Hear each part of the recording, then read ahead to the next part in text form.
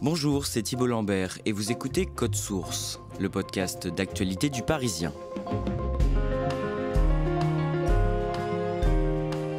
Elle est à la fois chanteuse, récompensée aux Victoires de la musique, comédienne, humoriste et désormais coach dans l'émission The Voice sur TF1. Depuis 10 ans maintenant, Camille Lelouch déploie ses multiples talents à la télé, sur scène ou encore sur les réseaux sociaux. À 37 ans, elle a décidé de raconter ce parcours assez inattendu dans un livre, Tout te dire, sorti le 6 mars. Elle y décrit des périodes difficiles de sa vie, ses problèmes d'alcool, quand elle était serveuse et qu'elle rêvait d'une carrière artistique. Elle raconte aussi les violences qu'elle a subies adolescente de la part d'un ancien petit ami et qu'elle a longtemps gardé pour elle. Camille Lelouch a accepté de rencontrer Barbara Gouy pour retracer son parcours au micro de Code Source.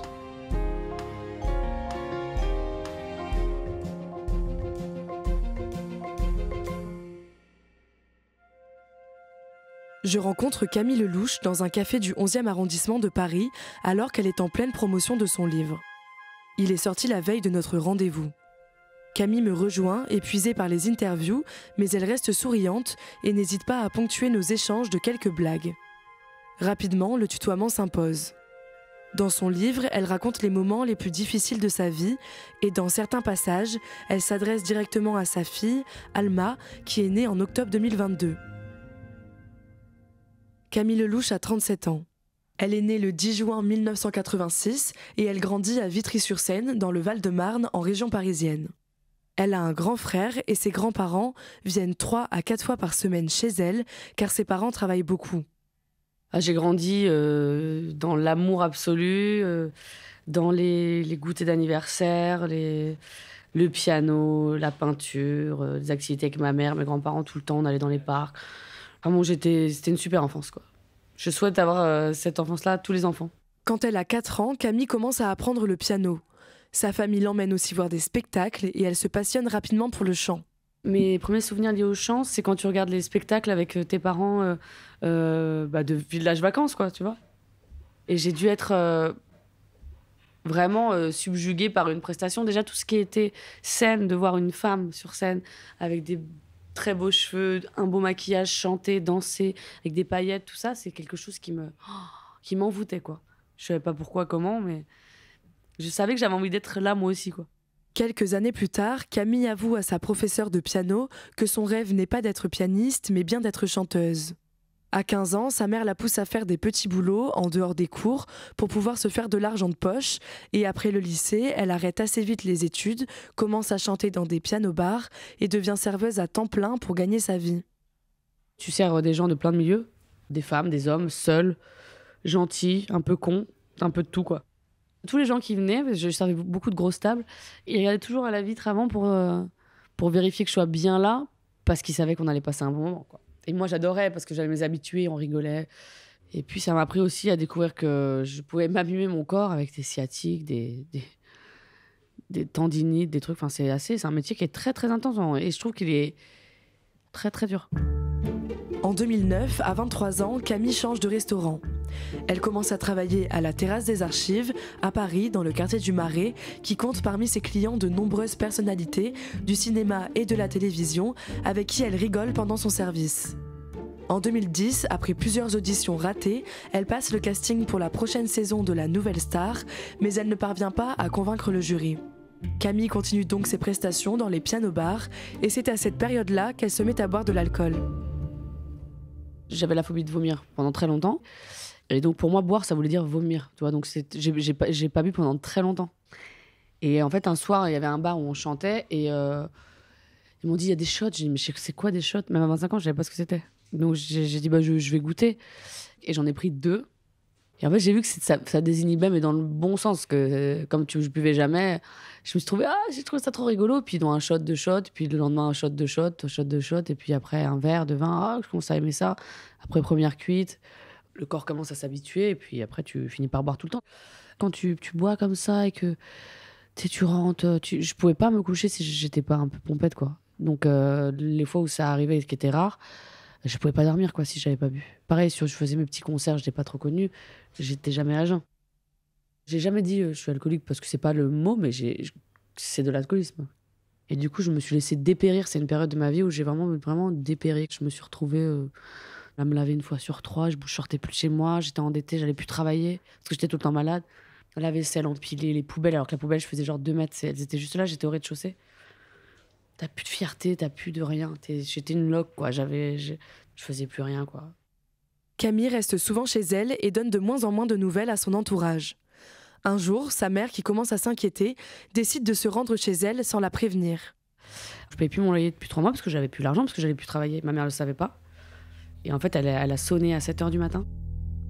Et elle est venue avec une amie à elle. J'avais honte. Et en fait, j'étais mal en point. J'étais horriblement mal, j'étais au bout, quoi. Elle était choquée, elle s'est dit, c'est pas ma fille, quoi. J'ai vu dans son regard la peur, donc ça m'a fait déjà beaucoup de peine. Et l'alcool, ça l'a traumatisée. Ma mère, déjà, elle déteste, c'est pas du tout, elle boit pas, donc. Elle a vu le truc, elle a dit, ok, on rend l'appart, tu reviens à la maison.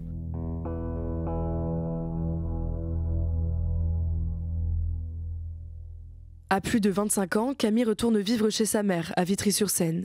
Elle tente de se sevrer de l'alcool et son état s'améliore petit à petit. Elle commence à s'ennuyer, alors elle a l'idée de poster des vidéos d'elle sur les réseaux sociaux pour faire rire les autres. Salut, c'est la cousine de Kim Kardashian. Dans la toute première, elle joue le personnage de la cagole, qui serait une cousine de la star Kim Kardashian. J'embrasse ma cousine Kim, et puis Chloé et l'autre, je me souviens plus. Allez, bye bye. Ça a buzzé. Mais buzzé, j'ai dit, qu'est-ce que c'est que ça? Parce que les gens pensaient que j'étais une vraie cagole. J'avais mis du rouge à lèvres rouge, je parlais comme ça. Bon, ça a bien marché. Et après, j'ai commencé à faire plein d'autres personnages qui ont bien marché aussi. Dans ces personnages, il y a notamment une femme battue par son mari, qu'elle appelle Lénie. Avant, mon Lénie me disait tout le temps, je t'aime. Mais bon, c'était pas non plus quelque chose de sincère, je pense. Parce que quand on aime, on ne compte pas. Et lui, il faisait que ça compter. En quelques jours, elle est de plus en plus suivie sur les réseaux sociaux. Et grâce à sa popularité, elle réussit à décrocher une date pour organiser un mini-concert au Réservoir, une salle avec un bar qui peut accueillir jusqu'à 350 personnes près de la Bastille.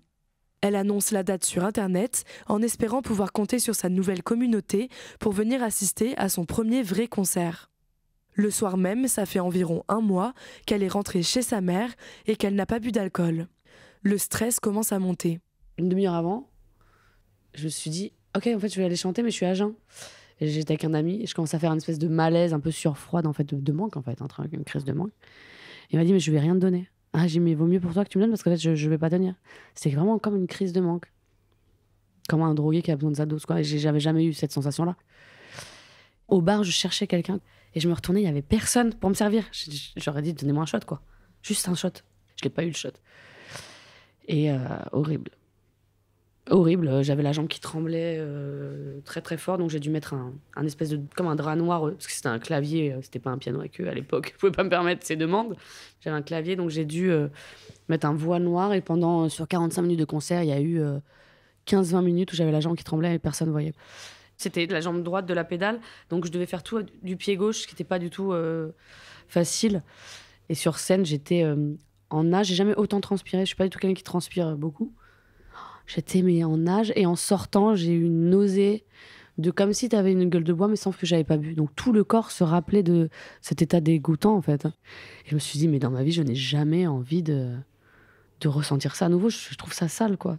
À la fin du concert, Camille rentre chez elle, dégoûtée par sa performance. Elle retourne travailler à la terrasse des Archives et là-bas, Camille sert régulièrement Rebecca Zlotowski. Un jour, en 2012, la réalisatrice du film Belle Épine, avec qui elle s'entend bien depuis plusieurs années, lui propose de passer un casting pour son prochain long-métrage. Je servais Rebecca Zlotowski depuis un moment. Hein. Et puis un jour, elle me dit, écoute, j'ai un petit rôle pour toi, fais un petit truc. Bon, là, je suis en train d'écrire, donc voilà. Mais quand tu auras les castings, je te tiens au courant. Enfin, au bout de 2 mois, j'ai le directeur de casting qui m'appelle, qui me dit, je veux te voir pour les essais. En fait, je me rends compte, c'est pour le second rôle féminin du film. Et je suis restée 2 heures en casting, le premier casting. Et donc 2 mois après, j'ai fait des essais et il y avait Rebecca. J'ai senti un peu le doute dans son regard et en fait, on m'a appelé 2 ou 3 mois après pour me dire c'est toi, quoi. Le tournage de Grand Central commence en mai 2012 et il se déroule en Ardèche et en Autriche. Dans une scène du film, Camille est dénudée et se rase la tête dos à la caméra. Le film sort l'année d'après avec à l'affiche Tahar Rahim ou encore Léa Seydoux. Il est nommé au Festival de Cannes en 2013 dans la catégorie Un certain regard et Camille Lelouch se retrouve à monter les marches du Festival de Cannes pour la projection du film. Les marches du Festival de Cannes, c'était sublime. J'étais à côté de Tahar Rahim, de Denis Ménochet, Léa Seydoux, tu vois, Olivier Gourmet, donc c'est hyper impressionnant pour moi. Et à la fois, c'est extraordinaire, mais tu te sens pas à ta place, parce que tu es serveuse. Tu sais, je savais pas comment me poser, comment me tenir. J'avais les lèvres qui tremblaient J'avais un look qui était horrible. On m'avait dit surtout pas ça et tout, mais j'avais aucune notion. J'avais Léa Seydoux juste avant qui me dit tu devrais enlever tes boucles d'oreilles. Elles étaient horribles, vraiment. Comme on m'avait rasé la tête dans le film, j'avais la repousse depuis 1 an et demi, 2 ans. Donc on a essayé de caler les cheveux comme on pouvait, mais c'était pas. Il y avait rien qui était très joli. Donc je les ai vite redescendues ces marches, c'est-à-dire instantanément. Parce que quand tu fais les marches de Cannes, tu te dis quand même il va se passer quelque chose. On va me proposer des trucs, bah non. Camille n'a pas d'autres propositions de rôle et elle retourne travailler au restaurant. Pendant le tournage de Grand Central, l'acteur Denis Ménochet lui avait conseillé de monter un spectacle d'humour. Elle se met donc à l'écrire avec l'aide d'un metteur en scène, Laurent Ginca, mais elle n'a pas envie d'abandonner le chant pour autant. Il me dit qu'est-ce que tu veux faire ? Je dis écoute, j'ai envie de chanter, faire rire, faire pleurer. Elle me dit ah non, faire pleurer en humour c'est pas possible. Je dis ah si, j'ai envie de faire pleurer dans un spectacle d'humour. Il me dit bah tu sais quoi, allons-y. Il me dit c'est quoi ton rêve de salle ? Je dis bah c'est faire l'Olympia. Il m'a dit bah tu le feras. Je dis mais non mais jamais de la vie. Il me dit mais si mais tu feras même les Zéniths. Mais voilà, ça c'est je serai éternellement reconnaissante pour ça, pour la force qu'il m'a donnée dans un moment où j'en avais vraiment besoin quoi. En 2014, Camille, en même temps qu'elle écrit son spectacle, décide de passer le casting du télécrochet de TF1, The Voice. Elle se dit que c'est sa dernière chance de pouvoir lancer sa carrière de chanteuse et elle passe les auditions à l'aveugle. Les 4 jurys, Zazie, Jennifer, Florent Pagny et Mika, sont assis dans des fauteuils, dos à elle. Ils doivent appuyer sur un buzzer s'ils veulent la sélectionner. Camille choisit d'interpréter la chanson Papa Outé de Stromae. Et les fauteuils se retournent.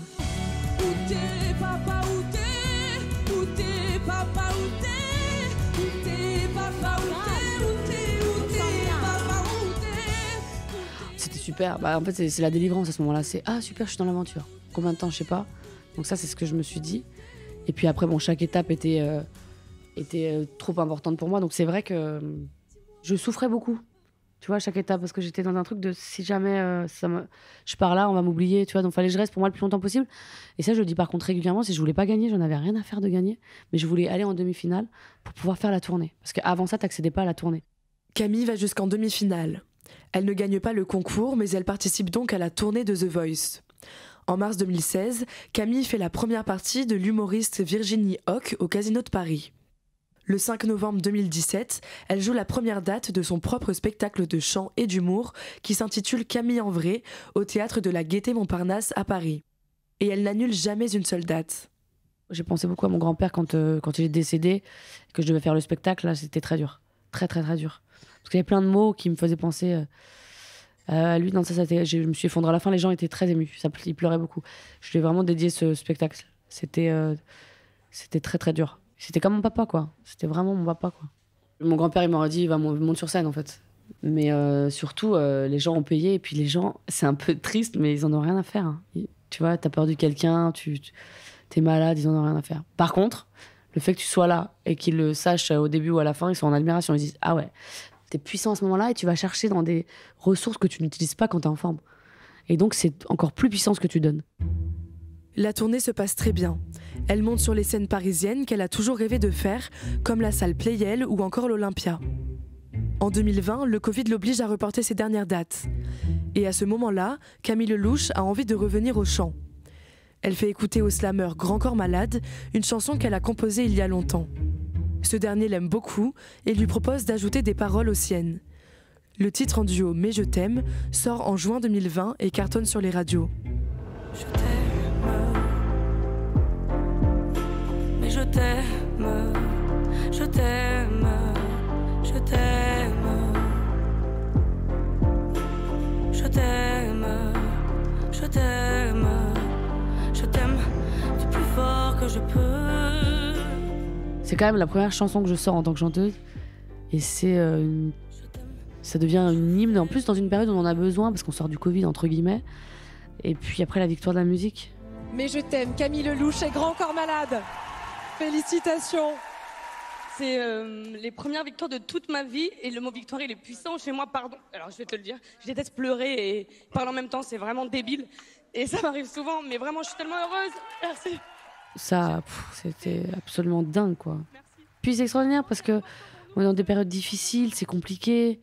Et d'un coup, t'as cette délivrance avec cette chanson, tu t'entends en radio. C'est génial. En parallèle, elle découvre qu'elle a des problèmes de fertilité. Elle fait congeler ses ovocytes en Espagne pour garder des chances d'avoir un enfant quand elle le voudra. Après le succès de son premier single, Camille Lelouch sort son premier album qui contient notamment la chanson « N'insiste pas » qui parle des violences conjugales. N'insiste pas quand je balance des mots doux, mais plus à toi. N'insiste pas, sans toi j'avance et je ne te laisse plus le choix. N'insiste pas. Quand on l'interroge sur cette chanson et sur le personnage de la femme de Lénie dans ses vidéos, Camille Lelouch dit en interview que la cause des femmes battues lui tient à cœur car des proches à elle en ont souffert. Mais 2 jours après la sortie de son album, le 28 novembre 2021, elle révèle finalement dans l'émission 7 à 8 qu'elle en a elle-même été victime quand elle était adolescente. J'ai déjà les violences psychologiques tous les jours et physiques, ouais, tout le temps. 3-4 fois par semaine. En fait, je ne vivais même plus. Qu'est-ce qui pouvait déclencher sa violence? Le fait que j'ai pas envie de faire l'amour avec lui, par exemple. Donc ça a été des moments très violents. Puisque quand t'as quelqu'un de très costaud, t'as pas le choix, quoi. Déjà, j'ai besoin de dire que c'est à moi que c'est arrivé, parce que j'avais fait toute une promo où je dis que c'est arrivé aux autres. Et c'est un peu troublant parce que j'étais tellement fragile à ce moment-là, je savais que j'allais pleurer à chaque phrase. Je me suis dit c'est mieux de le dire que c'est arrivé à quelqu'un d'autre. Et puis à un moment donné, je peux plus parce que je sais pas mentir, j'aime pas mentir et je voulais vraiment que ça soit. Je voulais me libérer de ça. Je me suis dit peut-être qu'après l'avoir dit, peut-être que j'arriverais à tomber enceinte. Et puis à ce moment-là, donc j'avais rencontré quelqu'un. Et donc du coup, 2 mois après, je tombe enceinte. Ça c'est fou. 2 mois après cette interview, je tombe enceinte. D'avoir ma fille, ça a été le bonheur absolu, ça a changé tout. Ça m'a rendue heureuse. Je l'étais pas avant. Elle m'a stabilisée, elle m'apaise. En fait, elle est mon essentiel. Donc, à partir du moment où elle est mon essentiel, j'ai rien besoin d'autre. Tout ce qui pouvait me contrarier avant, tout ce qui pouvait me vexer, me blesser, de par ce milieu ou plein de choses que j'ai pas encore parce que malgré que je travaille, bon, tu vois, il faut un peu de temps et de patience. Et ben, elle m'a apporté tout ça.